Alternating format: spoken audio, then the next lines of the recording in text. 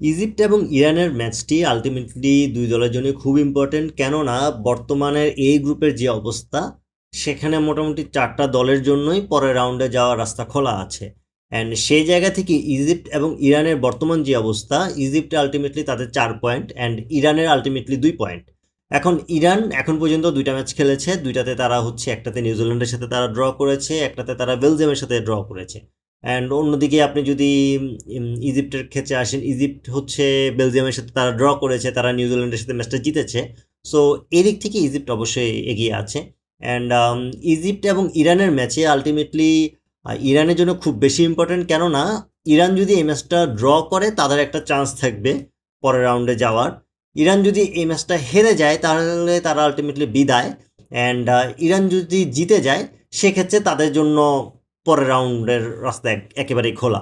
So তাদের mainly দরকার একটা জয়। অ্যান্ড অন্যদিকে ইজিপ্টের ক্ষেত্রে ইজিপ্ট আলটিমেটলি ড্র করলেই তারা পরের রাউন্ডে চলে যাচ্ছে, তারা হারলেও পরের রাউন্ডে যাবে। অ্যান্ড তারা জিতলে গ্রুপ চ্যাম্পিয়ন হিসেবেই যাবে। সো সেই জায়গা থেকে ইজিপ্ট একটু প্রেশারলেসভাবে খেলতে পারবে, বাট তাদের আলটিমেটলি ম্যাচটা তাদের জন্য খুব ইম্পর্টেন্ট, কেননা তারা যদি হেরে যায় সেক্ষেত্রে তারা গ্রুপের 3 নম্বর দল হয়ে যাবে। আর 3 নম্বর দল হয়ে গেলে সেক্ষেত্রে আপনার খেলা হয়তো বা পড়তে পারে ফ্রান্সের সাথে। সো সেই জায়গা থেকে ইজিপ্ট চাইবে যে এই ম্যাচটা অ্যাটলিস্ট তারা ড্র করুক বা জিতুক, তারা এভাবেই চাইবে।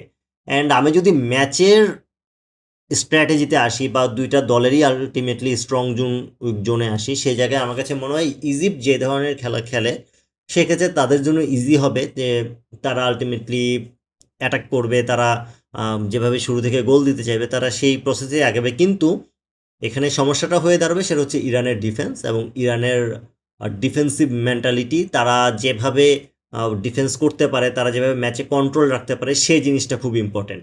অ্যান্ড তারা যেটা চাইবে, তারা আলটিমেটলি চাইবে তাদের ডিফেন্সটা ঠিক রেখে তাদের গোল লাইনটা বাঁচাতে। তারা গোল যখন কনসিড না করে ইরান এভাবেই চেষ্টা করবে। এখন ইরান আলটিমেটলি এখন পর্যন্ত যে 2টা ম্যাচ খেলেছে 2টাতে দেখেন তারা কিন্তু গোল কনসিড করার পরেও কিন্তু তারা আলটিমেটলি গোল দিয়েছে। সো সেই জায়গা থেকে আপনার এই জিনিসটা খুব ক্লিয়ার যে ইরান তারাও অ্যাটাক করবে, বাট তারা মেন ফোকাসটা দেবে তাদের ডিফেন্সটা ঠিক রেখে অ্যাটাক করতে।